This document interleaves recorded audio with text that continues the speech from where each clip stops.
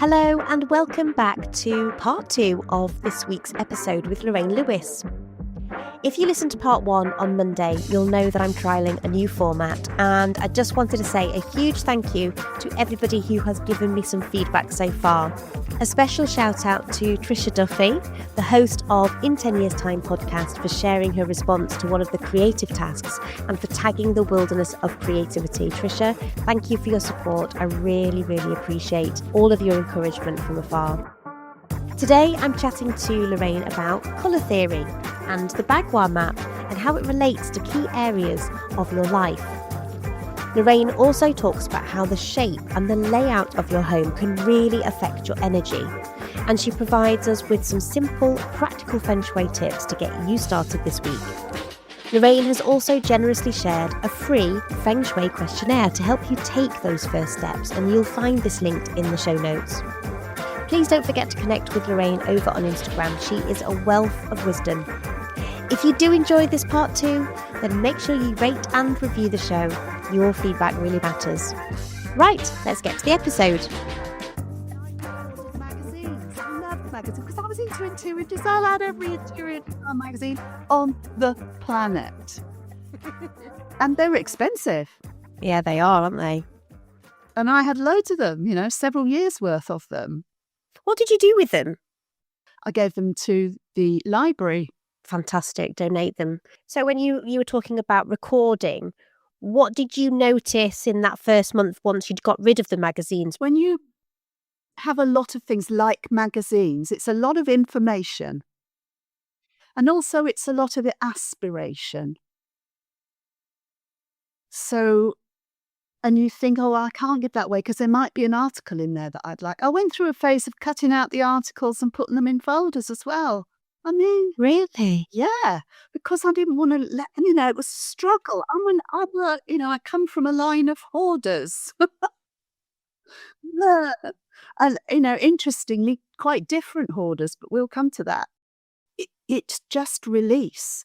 So I first of all, I started getting rid of them from the bottom of the pile.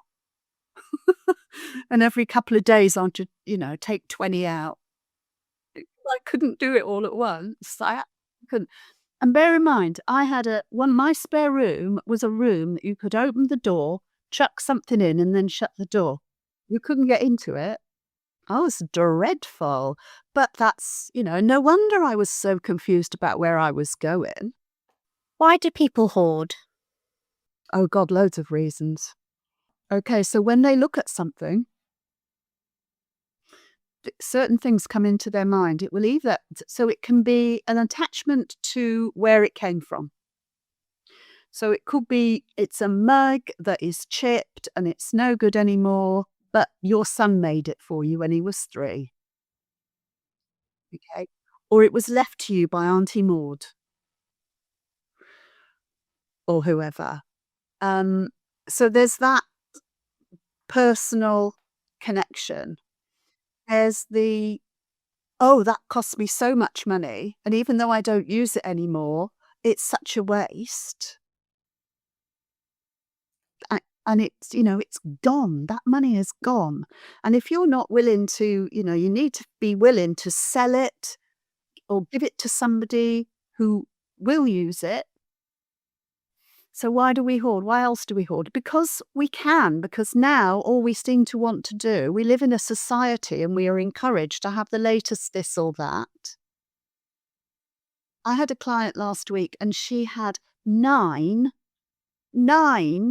air fryers. Wow. And they all worked. That's a lot of hair frying. It's not a big kitchen, and she reckoned she used them all. She had to move air fryers to get to an air fryer. But it's kind of having the latest model of that product, isn't it?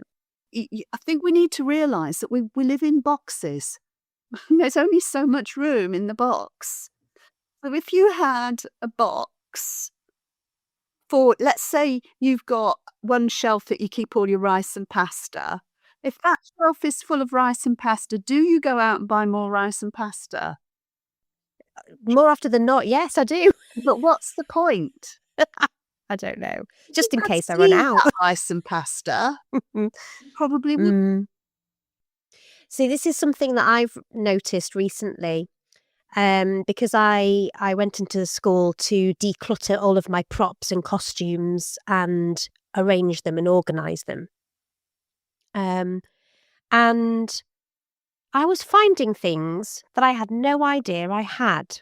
And it's because they are stuffed in boxes that I can't see into. And so I bought a load of clear boxes, and lo and behold, now I'm like, oh yes, I feel so much happier about the space that I've organised because I can see everything and I'm not going to duplicate things. You know, I've got 15 moustaches, don't need any more moustaches. At home, if I'm thinking about clutter, and those people who are listening who've got children perhaps, or pets actually, making sure that they cannot see the toys, put them in a basket, put them in a box, put them in the storage unit, whatever you've got, put them in the wardrobe so you can't see them. They're still there. And then you end up going out buying another dinosaur because, you know, you can't see all the dinosaurs that you have. Being able to see everything in your space will help you be clearer about what you want, what you don't want, what you need, what you don't need. Yeah. Well, I have a saying, love it, use it, or lose it. If you don't love it, it's got no business being in your house. If you don't Love use it, it, use it. or lose it. So people also hoard because they can, because they've got a big house and they can fill it up. Or they've got a big house and they need to fill it up. So it's a substitute for other things. And so there are a number of loads of different reasons why people hoard. And you know, you've probably heard of Swedish death clearing. You know that. So that's a system whereby it's something that's thought of as really, really useful, that people actually go through their stuff before somebody else has to go through it for them. To go through that pain of doing it and having had to deal with 2 lots of elderly parents and their stuff, it's really difficult. So, yeah, I think it's quite a good habit to have. I was doing a little bit of reading about the principles of feng shui, and I'm drawn to the fact that it's all linked to the elements. Could you just outline how Yeah. it's linked to the elements and why it's so important to find a way to get them into the house or the workplace? Well, the feng shui principles are built on a number of different techniques, shall we say, and they all interlace together. So we've got the thing about we need a clear space. You asked the question earlier, why do we need to clear our spaces when we're doing feng shui? Well, because it allows us movement and because it allows us to free our minds and because it's nicer to be in a space that's fairly well organized. And if you're a creative and you need a mess, have a mess. But I'll bet you any money you know where things are. You know, if you've lost your 2HB pencil, you'll know it's somewhere in this mess in front of you. Last had it was behind your ear and you went to the loo. Do you know what I mean? It's kind of that's how creatives think and work. So it's also important to me to understand how people think and work, and also about taste and style. So if you hate red, there is no point in me saying what you need to do is paint that wall red, Lucy. And you kind of go, okay. And then I know you're not going to paint it.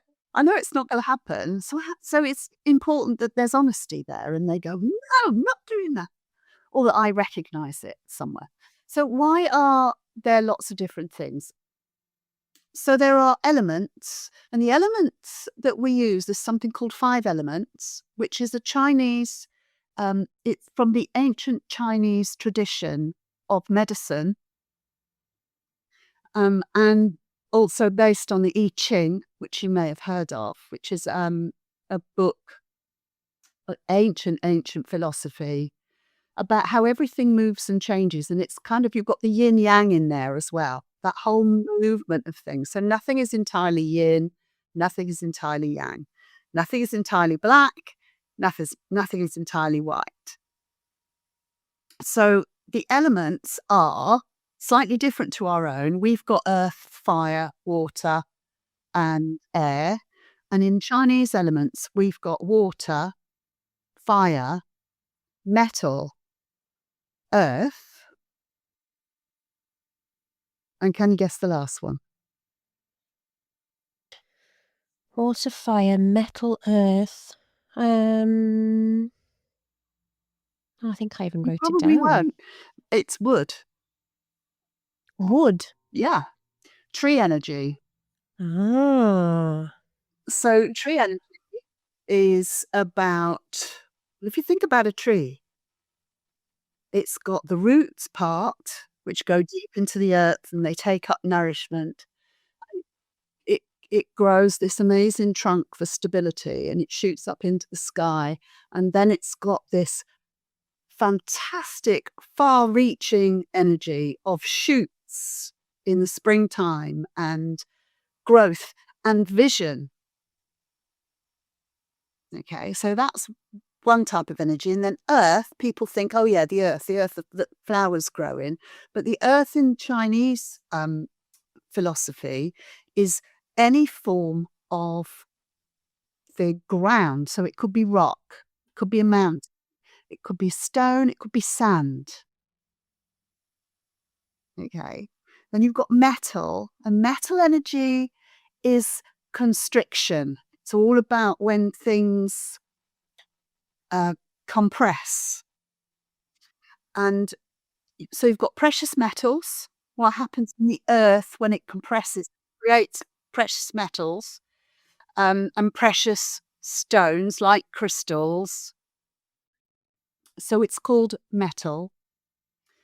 And then you have your fire energy now. Fire. You've got lots of different forms of fire as well, but it's very fast moving. It's inspirational. It can spark, it can flame, but it's also quite wild and uncontrollable. So we talk about fire when we're talking about people's outward energy, personalities, their vibrancy, what they're known for. They're in a fire. Okay. And the visibility as well. Water. Lots of different forms of water. We've got the flowing, bubbling brook style water, which is usually what we like to think about in terms of feng shui. The best form of water energy is kind of winding, bubbling brook, gently tinkling, quiet waves on a shore type energy, cleansing, refreshing, always moving. But then you've got waterfall, you've got hurricane type, tsunami water, water that pushes and can create chaos. You've got water that freezes and solidifies and is unstable. So there's all kinds of different forms of water. So each element, have I missed one out? We've done water, we've done fire, we've done water.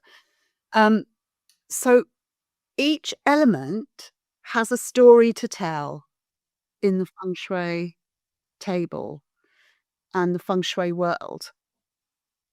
And some objects actually represent that. So a piece of crystal will represent your metal energy. And the type of crystal is usually what it's known for in the healing world, energetic form of it. So, for example, we'll use citrine, yellow citrine, for wealth. And it's seen to be, it's known for its qualities to bring wealth in. But also, if you look at it, it's got that kind of glow inside it. That summer glow. Or we'll use rose quartz because it's soft and it reminds us of romance. And also it's a soft, literally very soft crystal. I had a lady once, because I I advocate putting crystals out in the full moon. Don't arrest me. It's a gorgeous moon yesterday, last night. Yeah, It it's was. Well, beautiful. it was 8th, wasn't it? Um, full. So out went my crystals on the 8th. But I was teaching a long time ago, and this lady had a whole load of rose quartz. Put it out in the garden, only she didn't put it up. She didn't put it anywhere particular. And she said, "There's squirrels at my rose quartz." They munched away at it. Will certain personalities be drawn to one of those elements more? Or is it better to have like a real mixture of those in different rooms? Okay, well, first of all, we've got something else in our toolkit, and it's called a feng shui bagua. Have you heard of that? Have you Bagua, done any? I saw that in the research actually, but I didn't. Yeah, I didn't know what it was before. Your feng shui bagua is a diagram with 9 segments on it, and each segment relates to an area of life. Now, each of those segments will also relate and is paired to an element. And some of those areas are paired to the same element. Okay. So Earth has 3 of those elements. It kind of lives there, but in different forms. So it lives there in its stone, it lives there in its soft earth that will fertilize our flowers and vegetables and help us to grow. And it's also there in its is it 2? Yeah, it's 2, 3. Yeah, there's fertile. There's the kind of soft romantic side of the earth, so the nourishing side of it. There's the earth that helps us to grow things, and then there's the rock. Okay, the solidified version.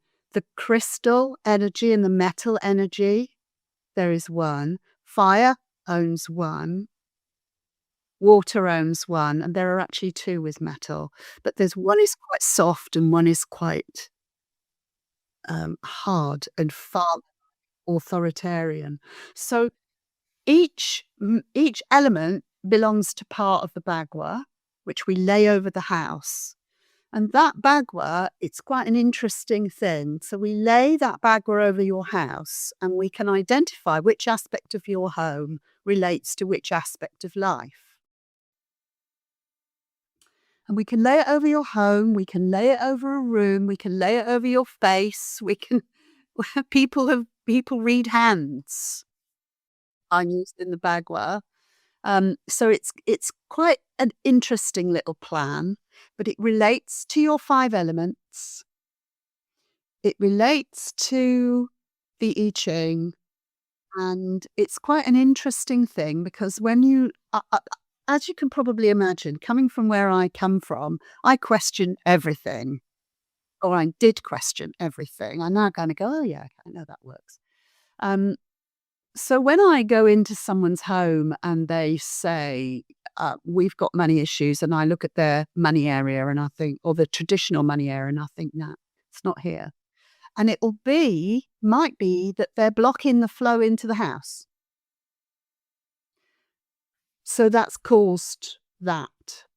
But it could be that actually on their floor plan, there is no money area because of the shape of the house. So within certain aspects of feng shui, we balance that out.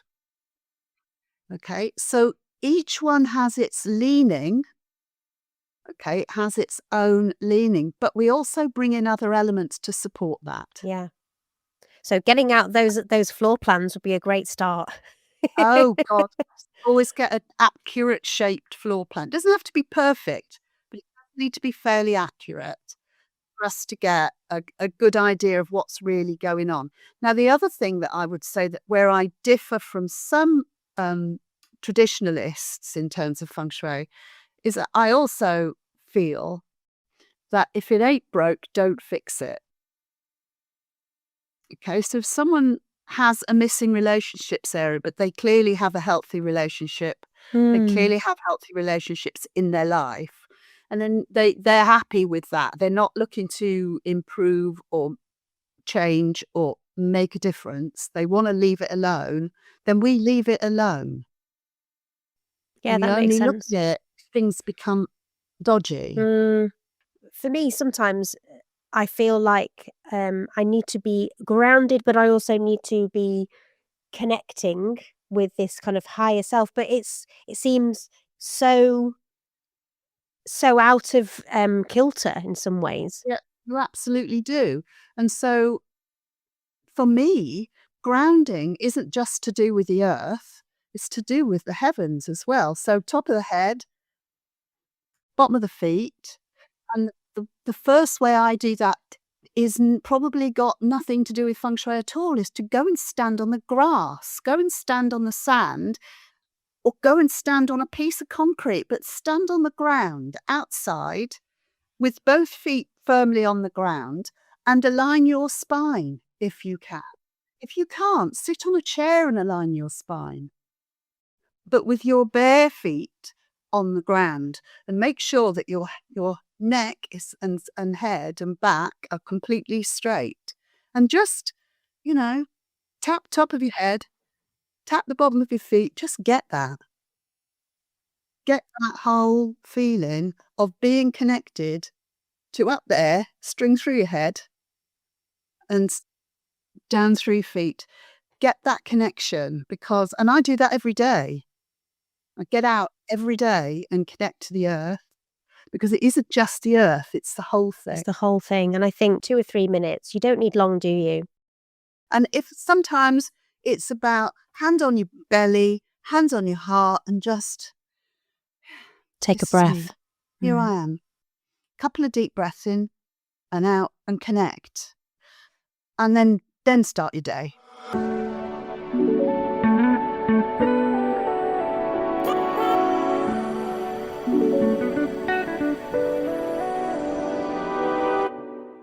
My mum used to clean her doormat and her porch every single Monday morning.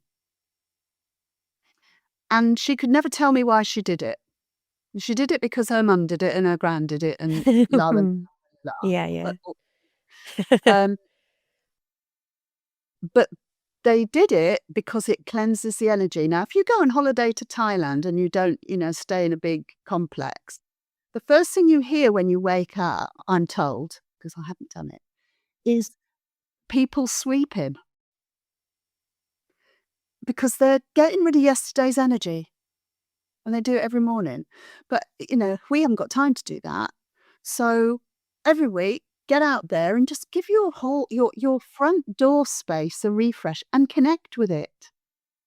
I mean, we do the same with sort of like tapping the body, brushing the body, kind of releasing the energy. So yeah, it makes sense to do that with And with then that what space. happens when you do that and connect with it, I mean, I actually talk to my space. When I'm cleaning my front porch, I hello again, what have we got? What have we got today? And if I've got spiders, I leave them because Absolutely, I always I leave like them. them. I love a bit of goddess energy. Old cobwebs are clutter, by the way. Yes, I've got plenty of them. But if there is a little spider, you're supposed to leave it. Spidey's building, that's okay. Mm. Clean it, just water. If you've got crud and muck, get rid of the crud and muck, but then just rinse it off with clean water and literally do the front door like, think, yeah, my energy comes through here. Shake out the mat. The doormat takes up so much energy.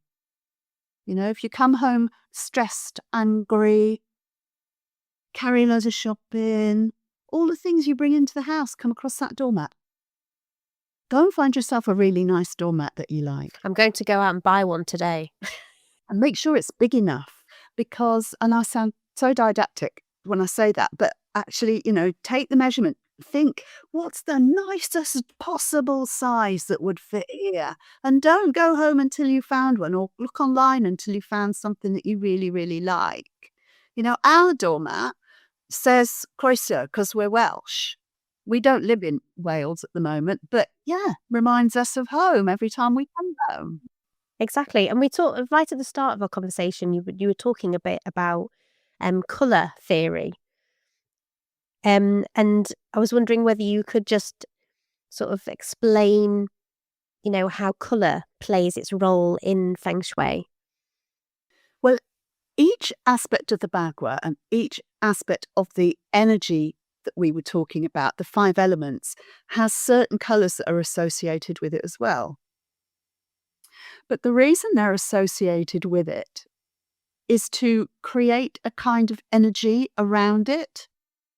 So if, let's, for example, say that we are looking to improve our visibility, we want a new job or something, or we want to be a speaker or whatever it is, we want to create our visibility. So we'd go and we'd work on the fire aspect, which is also known. There are lots of different names for these aspects of the Bagua, but they all kind of mean pretty much the same thing. So we'd go to the fire aspect, which is also known as fame, illumination, visibility. So it's the aspect we go to when we're thinking about, I want to become known for this. It's who you're known for or what you're known for. And obviously the colours that are associated with fire are red and purple, hot colours. Okay.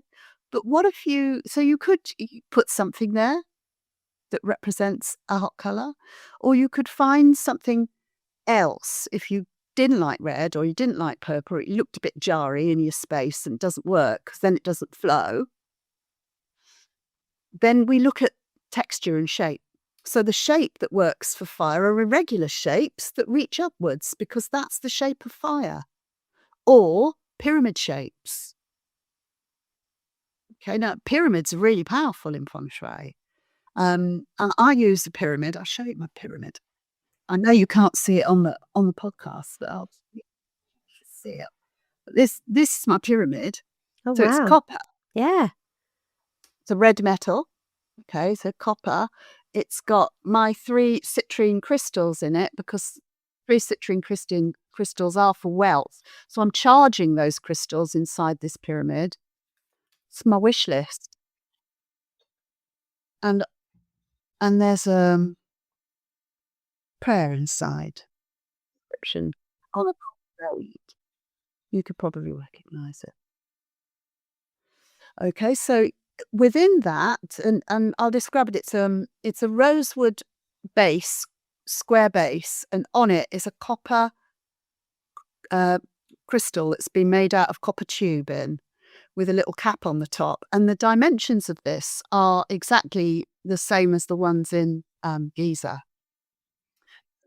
So the dimensions are exactly the same, and the power and the energy is immense coming from me.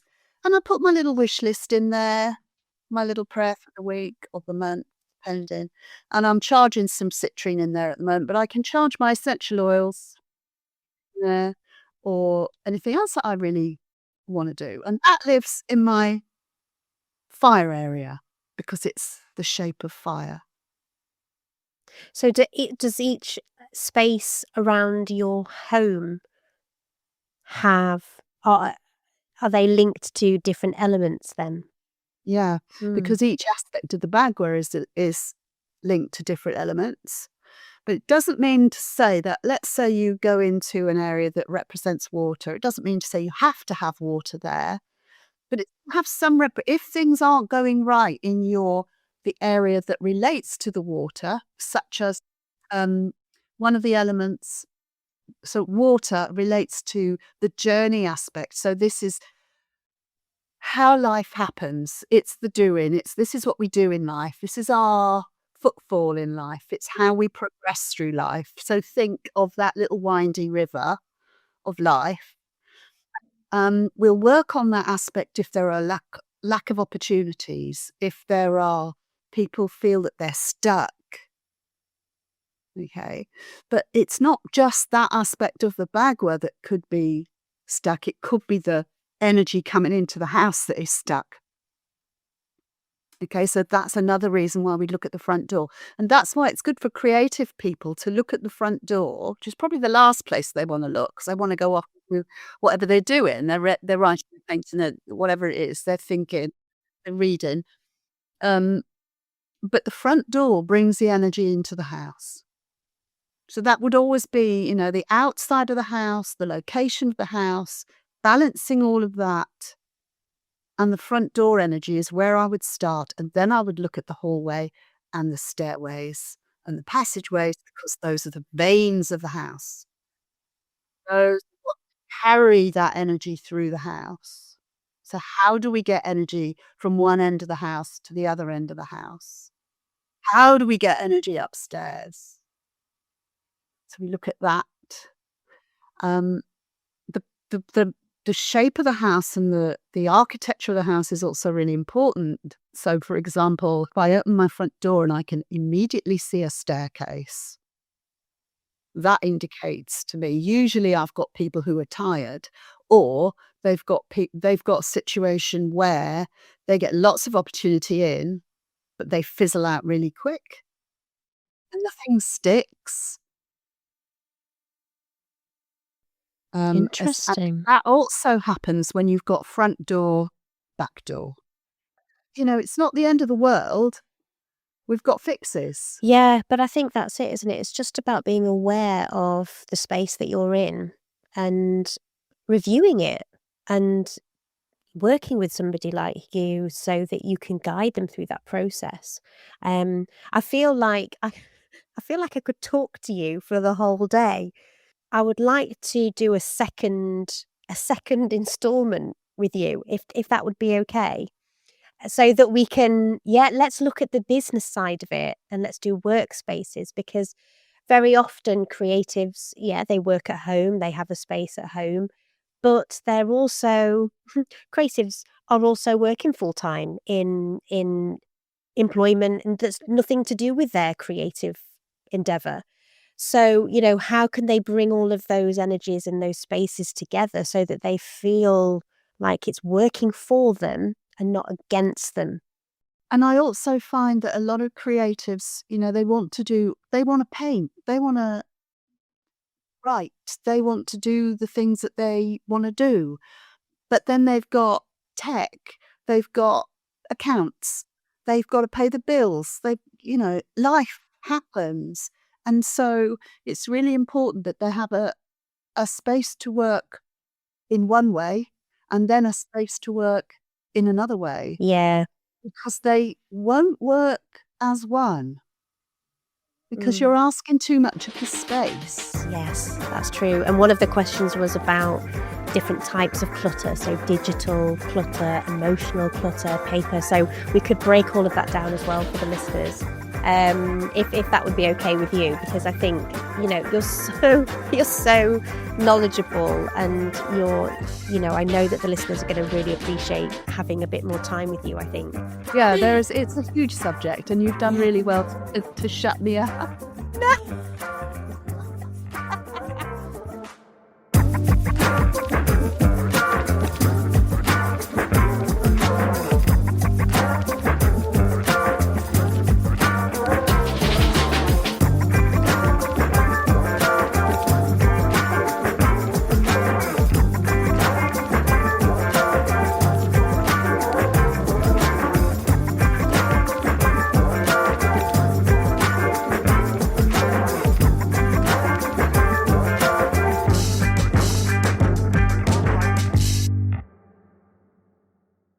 Thank you so much for listening to today's episode. Before we wrap up, I just want to say a huge thank you to all of you incredible listeners who support the show in so many different ways. Whether you're sharing episodes, leaving reviews, subscribing on your favourite platform, joining the conversation on social media, or supporting on Substack, honestly, it means the world. Podcasts are powered by community, and I'm so grateful for this one here. A few special shout outs for this week. Sarah McDowell, thank you so much for scheduling time to chat strategy coming up in the next couple of weeks. I can't wait. Sarah will actually be hosting a live podcast over in Brighton with her co-host Tasmin. So do head over to the SEO Mindset podcast for more information about how you might attend or get tickets. Big shout out to Debs, Leah and Kelly. Your encouragement and your presence are always felt. Jenny, thank you so much for your thoughtful feedback on the journal prompts resource that I'm developing at the moment. It's really helping shape the next version. And Elizabeth Hitchman, thank you for your continued support over on Substack. I can't wait to record your episode. Finally, I want to signpost you to Amy Blakeman and her new Instagram account, What's the Perry. Go and check it out and give her a follow if you haven't already. And be sure to listen to her episode. I'll drop a link in the show notes. If you'd like to support the podcast, there are so many ways to do it. Share it with a friend, leave a review, tag the show, or explore the links in the show notes for ways to connect, contribute, or collaborate. Thank you again for being here. You make this all possible. Until next time, stay wild.